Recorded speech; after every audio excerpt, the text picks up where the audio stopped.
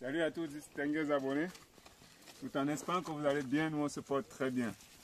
Devenir agriculteur ne s'improvise pas, mais il est capital d'acquérir un minimum de connaissances. Si vous êtes nouveau sur la chaîne, ici nous parlons agriculture, nous parlons apiculture, nous parlons agroforesterie, nous parlons des différentes astuces qui peuvent vous permettre de réussir dans vos différents projets agro-silvo-pastoral. Donc vous êtes à la bonne chaîne. Abonnez-vous, activez la cloche de notification pour ne rien manquer des vidéos futures et bien évidemment vous laissez en commentaire vos différentes réactions, vos différentes questions. Dans la vidéo aujourd'hui, nous allons parler de comment réussir sa pépinière de fruits de la passion, non scientifique Passiflora. Donc, vous le savez bien, le fruit de la passion, c'est un fruit très apprécié, très consommé et aussi très rare sur le marché parce que dans le temps, on avait l'habitude juste de consommer cela dans les champs au village comme ça et ce qui poussait de façon naturelle ou de façon sauvage. Mais créer des plantations de fruits de la passion aujourd'hui, c'est très rare. C'est pourquoi nous vous encourageons d'ailleurs à vous lancer dans la culture du fruit de la passion parce que ça coûte cher, c'est très demandé sur le marché et c'est un fruit très apprécié parce qu'il a de très bonnes saveurs et il est utilisé pour faire des jus de fruits et bien d'autres choses. Donc, pour préparer votre pépinière, qu'est-ce qu'il faut faire, monsieur Thomas? Pour préparer votre pépinière, au lieu de faire des planches de semis, comme on a l'habitude de faire et de faire germer les graines, voilà par exemple les graines, vous voyez à quoi ça ressemble quand on a récolté les fruits. Donc, au lieu de faire des planches de semis et d'aller épandre ça dessus, on va plutôt les faire germer dans des sacs comme ceci. Pourquoi? Parce que dans des sacs, on a un meilleur contrôle, un meilleur suivi. Parce que dès que les graines vont germer en pépinière, c'est souvent, ça fait souvent face à des ravageurs tels que des criquets et autres là qui vont venir couper les têtes des jeunes plantules qui vont sortir lorsque les graines vont germer. C'est pourquoi nous avons décidé donc de les faire germer dans des sacs comme ceci.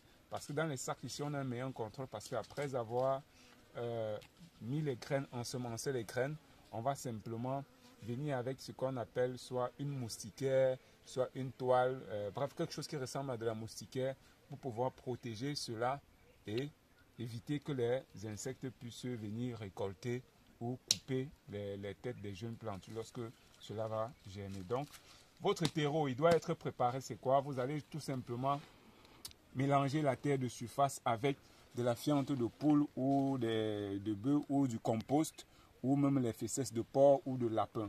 Donc, c'est ce qui a déjà été fait. On va arroser, nos vaillants soldats viennent de bien arroser cela. Vous pouvez admirer la qualité du terreau que nous avons. Et puis simplement, ce qu'on va faire, après avoir bien remué de la sorte, on a déjà bien arrosé, on va simplement déchirer le sachet de semences. Donc avec un sachet comme ça, quand on le regarde, on peut avoir au moins près de 400 à 500 plants, graines, vous voyez. C'est des petites graines, hein, c'est des petites graines, de très petites graines. Et puis, on va simplement les épandre de la sorte sur chaque sac.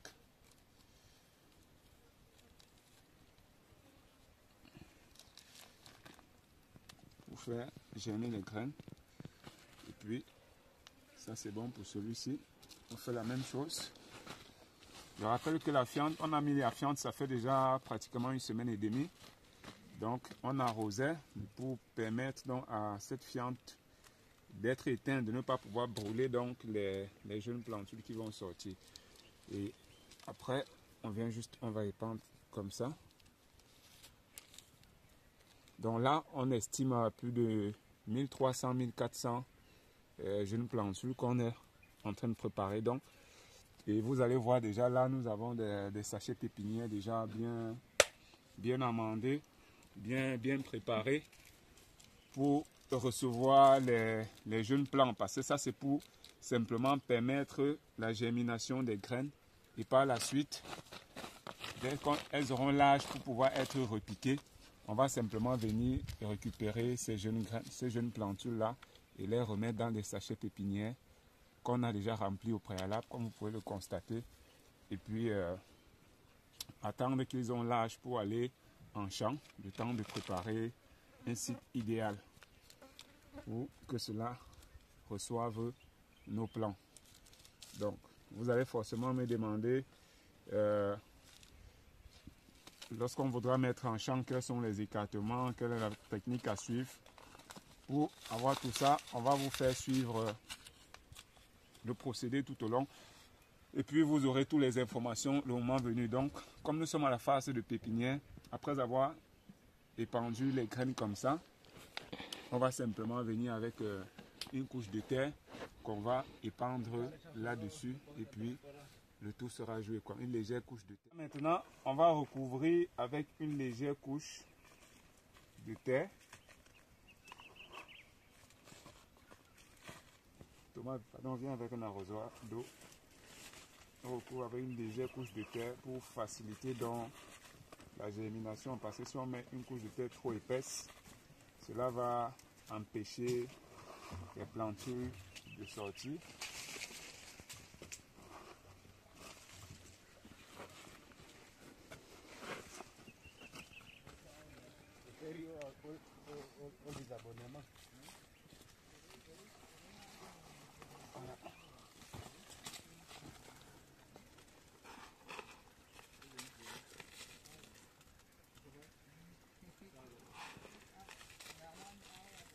Voilà, là maintenant tu peux arroser légèrement, vu que c'était déjà assez humide.